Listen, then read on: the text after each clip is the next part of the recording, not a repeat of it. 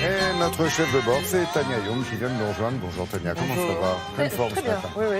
On part au Japon. Oui. Mais alors, c'est Tokyo ou c'est un petit Japon un peu plus, on va dire, vert, plus rural? Et voilà, c'est ça. On Bon. va pas à Tokyo. C'est vrai que quand on pense au Japon, immédiatement on pense Moi non, à Tokyo. perso. Mais bon, vous, Non, mais apparemment, vous- oui. Oui, moi je pense tout de Je sais suite à pas Tokyo. pourquoi. Non, Les magasins. Peut-être parce que c'est la capitale. Les magasins, oui, peut-être. Puis Tokyo, voilà, ça va vite, c'est moderne, c'est le futur. Là, on va vraiment dans une ambiance tout autre. Alors, je vous situe la zone où nous allons. Nous allons dans les Alpes japonaises. Vous voyez, c'est de ville Takayama. Elle s'appelle réellement les Alpes. Oui, elle s'appelle les D'accord. Alpes japonaises. Je vous explique pourquoi. Oui. C'est un missionnaire anglais qui s'appelle Walter Weston, qui était considéré comme le père de l'alpinisme japonais, qui a baptisé ces chaînes de montagnes. Pourquoi? Parce qu'elles ressemblent à nos Alpes. Elles sont moins hautes. Les sommets là-bas culminent à 3200 mètres. Ça suffit. Voilà, donc c'est très beau, voilà, on respire, c'est un Japon de la nature, avec de l'altitude, des randonnées, de belles randonnées. Celle que je vais vous montrer a été ouverte seulement il y a 15 ans, parce que les Japonais sont très superstitieux, croyants, et pensent qu'il y a des dieux dans ces forêts, donc ils n'ont pas voulu tout de suite tracer des chemins, aller visiter ces forêts, ils les ont laissés assez préservés. Faut pas être superstitieux, ça porte malheur. Ça porte malheur, exactement. Donc on va voir la nature, les montagnes, on va voir les villes aussi qui sont encaissées dans ces montagnes. Donc elles aussi, elles ont été préservées. Et du coup, la tradition et la culture, ils sont encore très présentes. On va commencer par Takayama, vous allez voir. Geisha, samouraï, c'est parti. Se perdre dans les montagnes, quelque part au Japon. Entouré de sommets enneigés dont certains dépassent les 3000 mètres d'altitude, vous allez perdre vos repères et basculer dans le passé. À seulement 2h30 de l'agitation tokyoïte, laissez-vous happer par cette machine à remonter le temps. Point de départ, Takayama et ses traditions millénaires.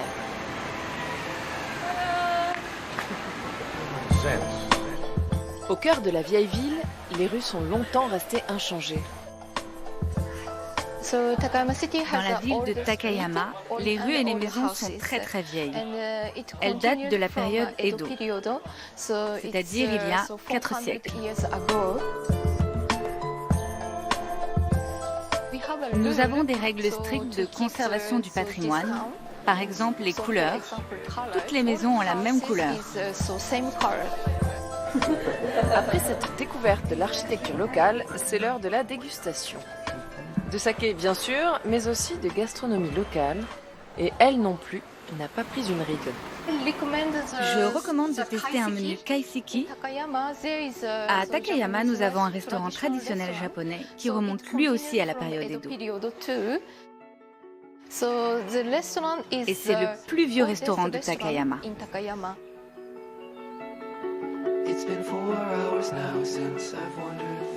En lisière de la ville, le parc national et ses forêts vieilles de 2 à 3 000 ans.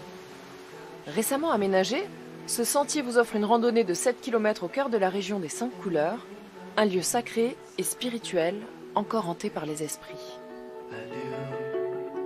Plus touristique, Ida Folk est un village folklorique reconstitué, typique de la fin du XVIIIe siècle. Un musée en plein air qui regroupe une trentaine de fermes au style traditionnel de ces régions montagneuses. Focus sur les charpentes. Pas un clou, pas une vis, mais des poutres et des cordes dont la souplesse permet aux structures de résister en cas de tremblement de terre.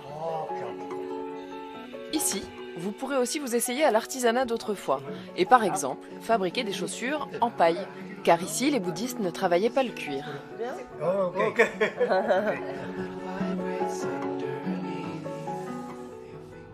Direction Kanazawa. Ne vous laissez pas impressionner par cette armure vieille de plus de 400 ans. Elle ne servait pas à combattre mais à parader. En visitant cette maison de samouraï, vous pourrez vous glisser dans la peau d'un aristocrate du début du 19e siècle et comme lui, vous régénérez au cœur de ce jardin japonais au raffinement extrême, l'esthétique zen par essence. Et pour parfaire ce voyage au cœur des traditions, offrez-vous une échappée nocturne dans le quartier des plaisirs. Les spectacles de geisha sont, encore aujourd'hui, considérés comme un divertissement très privilégié. Ces femmes, telles les gardiennes du temple, connaissent et restituent mieux que quiconque les arts et les traditions ancestrales. Oui, on va revenir dans un instant sur les geishas.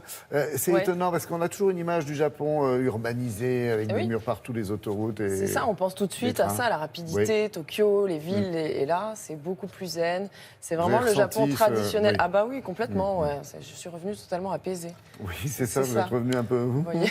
Alors, les geishas, ne pas confondre avec les péripatéticiennes. Non, exactement, on les confond Hein souvent. Enfin, Voilà. oui. Alors, oui, si, un petit peu, quoi. Souvent, Ouais. les gens pensent que les geishas étaient des prostituées. C'est pas le cas du tout. Elles étaient simplement dans les mêmes quartiers. Mais les geishas étaient vraiment, elles, consacrées à la culture. Elles transmettaient comme ça des arts qui dataient vraiment il y a très longtemps. La tradition, elle perdure. La tradition, c'est encore le cas. Il en reste 45 à Takayama, à peu près 1 millier dans le Japon. Et comme disait Philippe, quelle vie, une vie de geisha, ça commence très jeune avec Oui, une éducation elles ne font très stricte. qu'étudier en permanence. Oh là là. Elles étudient. Comment on va au Japon? En Bah, à avion, pied. parce que pour aller, pour aller de idée. Tokyo à Takayama, il y a 2h30 de train, c'est très Incroyable. rapide. Mais on prend l'avion aussi pour aller jusqu'à Tokyo. Vous pouvez prendre les compagnies All Nippon Airways, Air France, Lufthansa, vous avez le choix. Sinon, je vous prête mon bateau. Oui, Merci bonne idée. beaucoup, Tania. Merci, Philippe. Merci, Grégoire.